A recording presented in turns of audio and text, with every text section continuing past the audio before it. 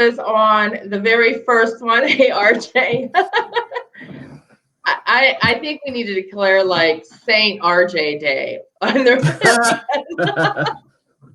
The reason I say that is because RJ was on the very first episode of Fearless Entrepreneurship as I was going live with everybody and just talking about how some tips and some tools. And if you watched the first one with RJ, it was a disaster because of me. My computer was having issues and I needed to restart it and I didn't catch it. And it's been great ever since, right? Now today RJ comes back on.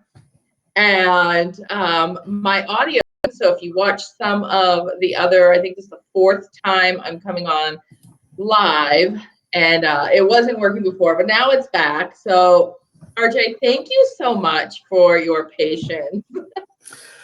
Well, yeah, I've got the patience of a saint. No, I'm happy to be here, and so yeah, no problem. Thank you. It is a lot of fun, and I really enjoy talking with you as well. I interviewed with you a while ago, and I see you're now on SoundCloud. Or no, I'm sorry, Spotify. Yeah. I've had a lot of good, positive feedback on the interviews I've been doing with marketing, communications, and design professionals, and the podcast hosting service I use. They're like, it's click a few buttons to port it over to Spotify, and there it is. So hopefully my students and some of your viewers will get some value out of it. I'm over 25 episodes right now. I think I've got maybe another 10 or so planned. Wow. I'd like to hit 50 and then give it a break for a little. But we'll see. It's fun to do, and it's a great way for my extroverted self to socialize. Yes. Now, how many are you just dropping them? Because I know you're doing a lot of interviews and you're pulling that, you're repurposing that content from the interviews, which makes a ton of sense. Are you just posting them as whenever, or are you dropping like one a day or? One a day. So, so when I record one, I immediately upload it to YouTube and then to Transistor, which is my podcast service. So all of the videos I've done to date are available. You don't have to wait till they're released on social media. They're all there. And then I just queue them up one a day, every Monday through Friday until they're gone. So who would be your ideal target, like to listen to these? Who should be listening to your podcast? I mean, obviously, if you want to hear me, you can go and check RJ out on YouTube and on Spotify. But who would they benefit? Well, I'm going to go ahead and be general and say they benefit everybody, but most specifically, I think they benefit entrepreneurs and creative professionals, not limited to just marketing or design or communications, but creative professionals in specific. I talk to a wide range of people within that sort of field of marketing, communications, and design. And every single one of them has some different set of experiences that they bring to their position. So, just the other day, I was talking to Amy Nell, whom is the creative director for Benedictine College out in, Missouri, I think. And she was saying that, before she came to higher ed, which she never thought she would be, in that space, let alone as a marketing professional, she ran her own business for 13 years. So her entire career was based on entrepreneurship. And one of the things that I emphasized in my conversation with her was, so you did your accounting, you did your sales, you did your account reps, you did the creative direction, you did all the tech support, you did all of these things for 13 years while also raising your children. What's it like stepping into this job, into this position at a college? She's like, well, it's kind of easy. I'm like, well, of course it would be. Anything would be if you've run your own business for 13 years. Yeah. So, so I got a lot of value out of that particular discussion. But you know, I talk to people that are early in their career, that are later in their careers, and I think every single one of them has something to contribute to your viewers, especially if they are entrepreneurs or entrepreneurial in their spirit, in their minds, you know? Yeah. And I agree. I've listened to a couple of those, and I think it's really good insight. And you have, like, you're getting like amazing people. Like, I love all the diversity that you're getting on there when I say amazing people, because you're really looking at so many different types of people and talking to them. So they all have very different perspectives and insights. And I think that's pretty cool. I think I wanted to be more diverse, actually. Well, thank you for the compliment, first off. But you know, I think all the people that I've interviewed, they self-identified, which they're the best candidates, the best people to interview, because they see the value in what they have to contribute from a marketing sort of way. So they understand the discipline and know that they have some meaningful advice to offer. But they also know that, like, hey, I can use this as, you know, marketing myself or my company or my position or my college. And, you know, so they self-identify. I just put the call out there, and whoever shows up, shows up. I love it. I love it. Now, today I wanted to talk to you a little bit about how to future-proof your income and talk about more so about freelancing. And sure. I know, like, you're in the education, but you also do a lot of marketing as well, still as a freelancer or whatever. But I have been getting a lot of people reaching out to me who are looking for website design right now, or they're hiring me to be a digital marketing coach for them to really launch their business. I think a lot of people at this time are, and we talked about this the last time you were on, they're really reevaluating. They're doing some soul searching, and they're just trying to find other ways that if the world comes crashing down again, what can they do? And freelancing, I think is a perfect option. And so, like, what are some ways that you can do, like, just future-proof it, right? That was tongue-tied. Future-proof your income.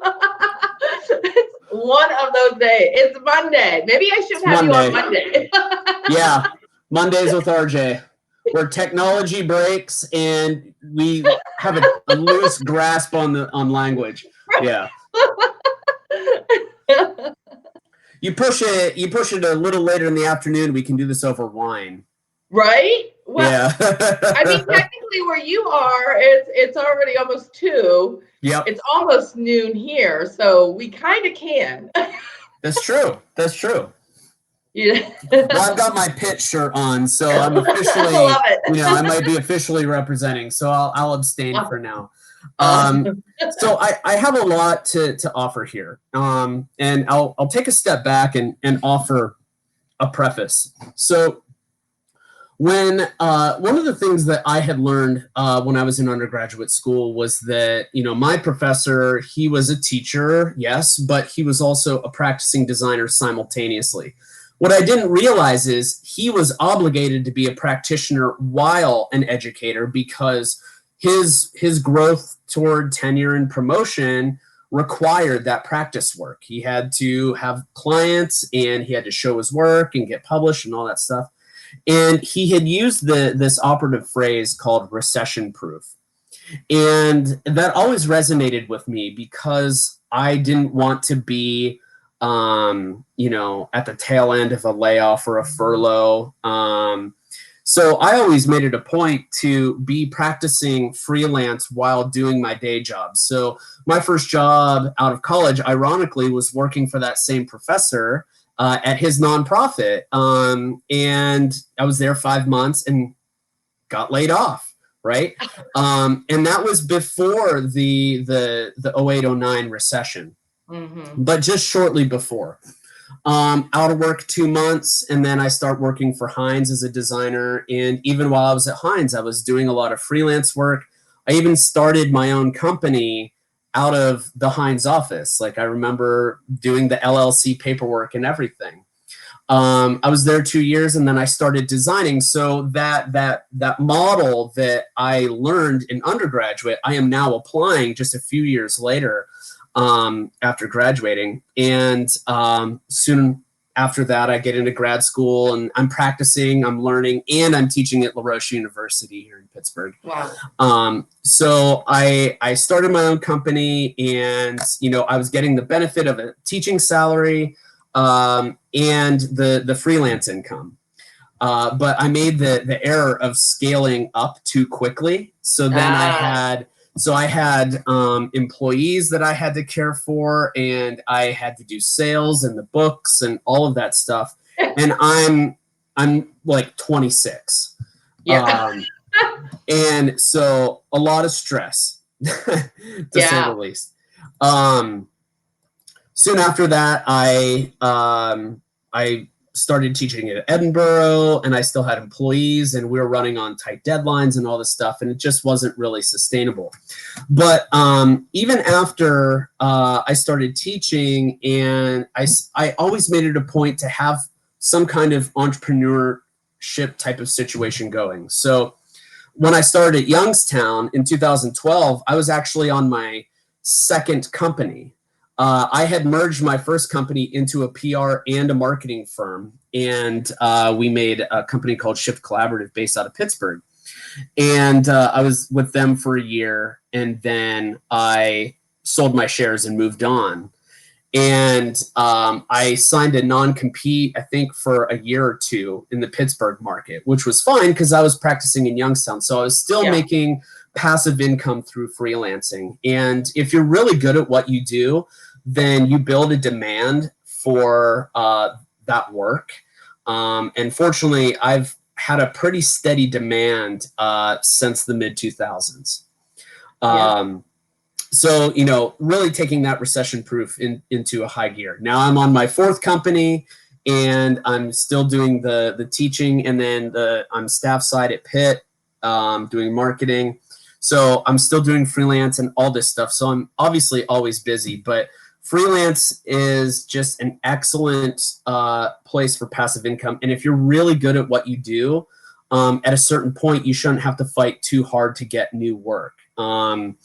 Recently I rebranded through my fourth company, Plus Public. I rebranded Bright Energy Innovators, which was formerly known as the Tech Belt Energy Innovation Center. Yes, they're awesome there. Yeah, they're fantastic. And, Bright specifically, they wanted to work with me. We had been wanting to work together for a while. And fortunately, the timing was right. And we helped them through their renaming process and the rebranding. And it went beautifully. And, the work that I got as a consequence of doing a good job with them, it just keeps going. So that's sort of where I'm coming from, my background on freelancing. And, I make it a point with my design students to always share the basics of freelancing, but also I show them the contract that I use, and I detail all of the steps of that contract. And then I also, for the first time, did this with my marketing students. So a lot of them are graduating and entering a very slow, poor economy at the moment. Some of them had jobs cancel on them, and I'm like, you know what? That's happening to everyone right now. Yeah, you have the opportunity to start a freelance practice, start your own business. You're living with your parents. You've got minimal risk, if any. Just go for broke. Like, just start something. So I showed them my contract as well and said, here, I'm giving you the tools to compete with me, and compete with Deanna specifically. Well, thanks for that. But the thing is, they hadn't even considered like, oh, I should do freelance work. Like, yes, everybody should. I think about how like the quality of our respective disciplines would be profoundly greater if everyone was really practicing it and trying to push it forward, progress it a bit forward. I think that's an idealistic and optimistic sort of perspective, but if I can encourage a bunch of 22-year-old students to really heavily engage in freelance work, especially now when small businesses are reevaluating their marketing strategies, then everyone benefits. Students get work, students get professional outcomes, small businesses, frankly, get cheap labor. They get, minimal risk output.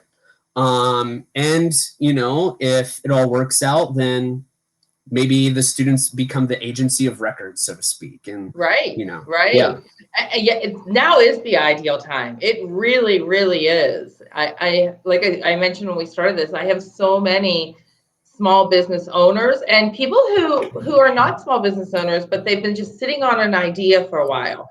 And for whatever reason, they've not pulled the trigger. Now they're sitting at home, second guessing why they didn't pull the trigger, and also saying, maybe now's the time because, what else? Like, now's the time. So if this does happen again, I've got some additional income coming in. So I agree with you. I did do a little bit of homework. So I was just curious, like, what are the top freelance positions in 2020 right now? Like, what are people really looking for? And the number one is video creation. Not surprising, right? Not at all. Not at all. And honestly, I mean, there's so many easy ways to do that. Now, of course, realistically, we can do it from our cell phone, right? And we can edit from our cell phone if we really want to or need to for quick video editing. But then there's also additional equipment that you can invest in if you choose to really take it a little bit more seriously. But I even know people that small businesses are like, if you could just get this video for me, right? They're not looking for the high end or even the medium end videographer. They just want video content because they know it's really important right now to have video out there. What are you seeing as far as like your students, and what are you hearing in that age? Are they, because they're good with coming up with video ideas. And I think that generation is very creative. And maybe because I always felt like I lack creativity. I'm very analytical. I like the numbers. I like the data. Like, I do have creativity, but I think my brother got the majority of it.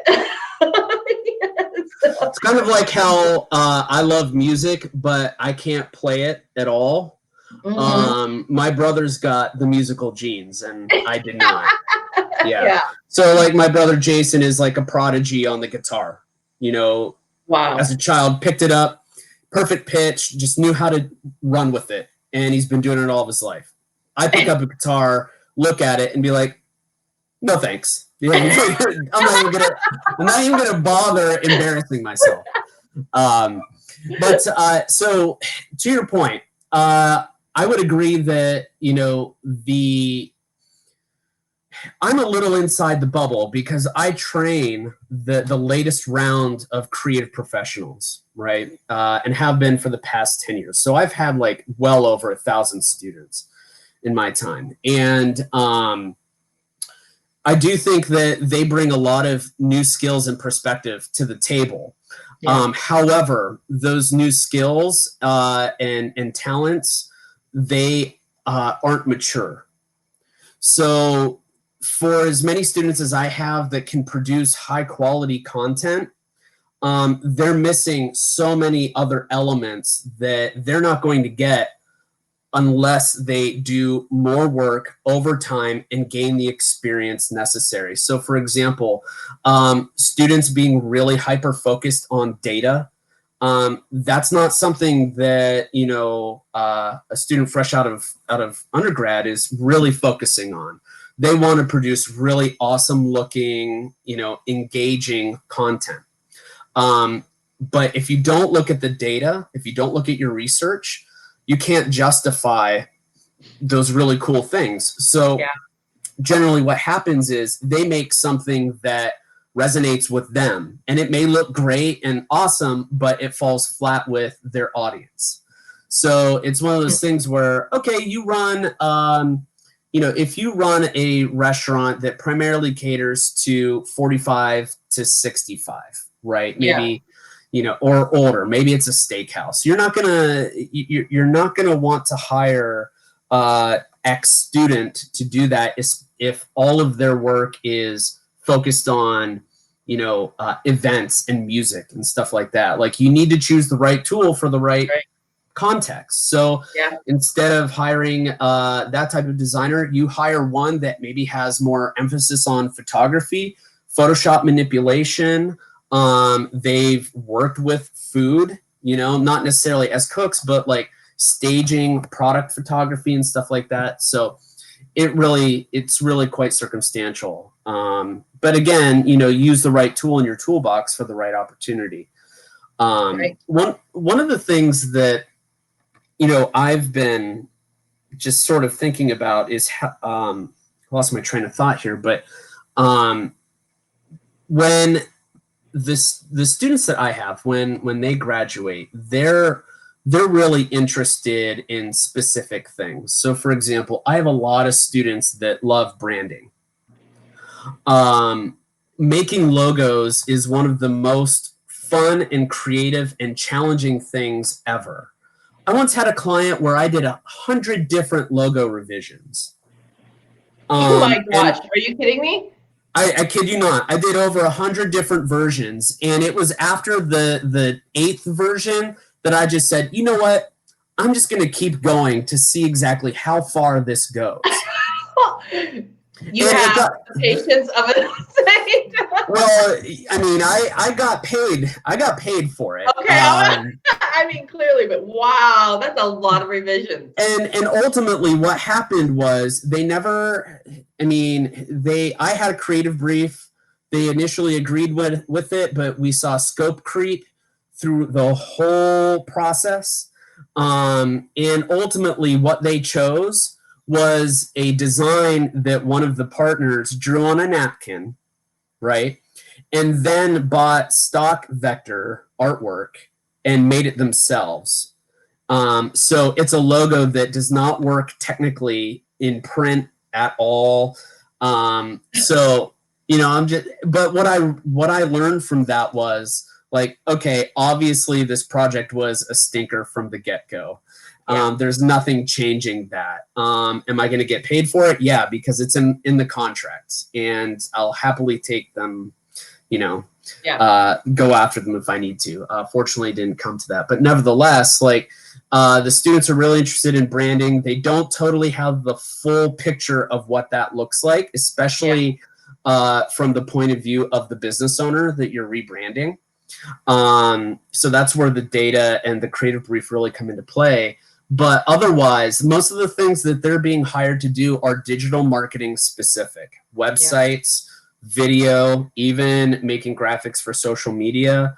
That's where things are headed. Now, print will never die, okay? But I'm finding that less and less students are being asked to do print work. Which means, by the time they're like 10 years into their career and they finally get to do like some meaningful print work, they don't know what kind of paper to choose, what kind of printing type, how to go on a press check and look for the small details and things like that. So at any rate, I'm sort of rambling on that, but I would say they're being mostly asked for digital marketing deliverables. Well, those are the top. I mean, I'm glad you're rambling because you mentioned a lot of different freelance opportunities, and those are the top opportunities right now: the video creation, the content, the logo design, graphic design work, writing, HTML also, right, is also really, really big at the understanding on HTML. One thing that's happening is you're seeing a new democratization of tools, because so basically business owners don't want to pay you to do video. They don't want to pay you to do SEO or any digital marketing at all. They want to either have a one-stop shop that does it all for them and it's automated, or they want to have easy tools where they can make these things themselves. Mind you, that when they do that, they throw complete caution to the wind with their marketing strategy, brand management strategy, everything. Even client acquisition strategies and stuff like that. Sales, my God. Okay. So they throw it all to the wind just because they save a few bucks on having to hire a designer or a videographer to do this work, right? So you've got tools like Squarespace, Weebly, and even now with WordPress, some of the drag and drop capabilities of that software are apparent. And so it keeps your costs really low. But you sacrifice a lot chasing ease of use and low cost. Marketing is one of those things that you should really put a lot of work into and a lot of budget, especially if you're sustainable on the other aspects of your business. But usually it's the first thing to go, which of course we all know that, and it's terrible, but it is what it is. So there are tools like even Canva and stock photography websites that are just making everything easier. And if you have the interest in learning those tools, then good on you. Note that for as much time as you spend trying to learn those new tools in order to save some money, the less time you're actually spending on your business. So you're losing money here and you're losing money here. And even that relationship is not sustainable. So freelancing, you have to compete with that. And ultimately, for me, what it comes down to is if you're really good at what you do, the work speaks for itself. And even with regard to that, like the work is also just one aspect. One of the reasons I think people like working with me is because I'm able to clearly define what I do, why I do it, how it's done, how it has meaning and success for them and impact. So part of my skill set as a teacher is teaching the clients, not necessarily on how to do what I'm doing for them, but to teach them why it's important. Right. That's important. That is very important. And I don't mean to interrupt you, but I'm glad you're touching on that, because when I do meet with a new client and I'm explaining why I want to do something they're not thinking about, I have to explain the why. And the response is, why didn't I know this before? Like, why, if they had somebody prior to them, it's like, why wasn't that explained? When they understand the importance of it, they're more open to it. But a lot of times they simply just don't know. So I'm glad you're saying that you're teaching them, because that is important. Yeah, they don't know. They don't have the exposure to the latest trends in the industry, and as a consequence, I rely on my clients to provide that sort of equivalent knowledge. Like, yeah, I don't know anything about car parts, so I need you to teach me everything about car parts so that I can help you sell them, right? Or at least help bring people into your service shop for, to get their car repaired or whatever. So I'm able to teach the clients, and I can be heavy-handed when I need to. I can say like, no, you are not doing this. And they pay for that resistance. If they value resistance, then they will pay for that service from someone that is experienced in that. A lot of freelancers are pushovers because they're thinking like, if I tell this guy no, he's not going to pay me. Well, if you've got a good client that understands resistance, then they're going to value what you have to say. I've had a lot of clients that have asked me like, well, what if I do this and this and this? And I give them a strategy and tell them exactly what to do. And then they say, no, I'm going to do the exact opposite as quickly as possible and not even think about it. And then they find themselves in even more trouble that they have to pay me to fix for them, right? So I often use this phrase, and I say it in jest, but there's some weird sort of black comedy to it, and with respect to why be a part of the solution when there's good money to be made in prolonging the problem. I think that is like one sort of summary of freelancing right there. Oh my gosh, I can so relate to that comment. Yeah. So there's that. So I provide the resistance. A good freelancer will provide that resistance. But they'll also do the learning on behalf of the client, look at what the trends are out there, look at their competitors, all of that strategy work.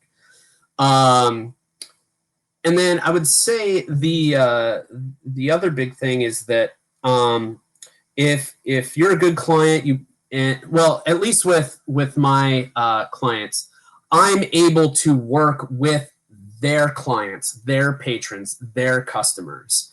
And I tell my clients up front, like, I don't honestly care what you have to say. At least up until a point, like, well, you're not, yeah.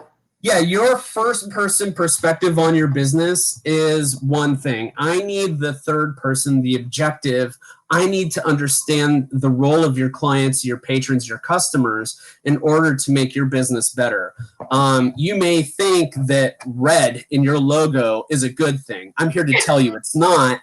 And also, here's why it's not. And believe it or not, you know, when people are driving down the street and they see your logo, they're crapping on it. They don't like it as much as you may love it. So, you know, I bring this objectivity to it, and that's also resistance. And the funniest thing of all is when good clients listen and they value resistance and they see the facts in front of them, and they change knowing that they are not comfortable with those changes, but it yields them better income, more revenue, then, you know, they become happy all of a sudden. Well, right? It's true, but that's what they're paying you for. They're paying you exactly that. And I'm guilty of it too. When I first started doing this, that I was like, well, whatever the customer wants, like, I'll go along with it because it's what they want. And I didn't really do much pushback. And so I love everything you said. Lori, who she's going to be on Wednesday, she said, wow, you guys really shared some valuable information here, especially the unique value of now is the time for entrepreneurs. Get a contract, Lori. Get a contract. If I could leave you with anything before you go, get a contract. Well, she's actually been working in similar industry for a while, so I would bet she does. I can't wait to have her on. But she's right, and having a contract is so important because you learn. And I love that you're sharing that contract with your students because they need to, like, learn from our mistakes, right? Everything that's in my contract is usually things where I've made huge mistakes and got burned. right. And I've learned. But let's wrap this up. I thank you. I know we were supposed to go live at 11 and then you've held on for over an hour with me. Thank you so much, RJ. Anytime. I absolutely appreciate you in this. Some other Monday, let's do this again and let's just talk about contracts. Oh, you know what? That's a great idea. I'll reach out my next Monday I have open and do that. The reason I bring this up is because my marketing students, for their last class, I detailed my entire contract. And the first thing I said was, hire an attorney to make your contract, someone that's legit, knows what they're doing. Barter marketing services with them if you have to offset the cost of it. It will protect you in the long run. Yeah. And my students, they're completely thrown off. They're like, no one's ever reviewed a contract with us before. So wow. I know that this is a very, very in-demand area that not only just students, but entrepreneurs, aspiring entrepreneurs, it's a blind spot and you have to have it. I think that's a great topic. So you're going to come on. I don't know if I'm going to bring you on a Monday. Too many issues on Monday, but I'm going to bring you back. Yeah, good point. Soon, so we can talk about contracts. But thank you, RJ. Again, I absolutely appreciate you. So not a problem. We'll catch you soon. Bye.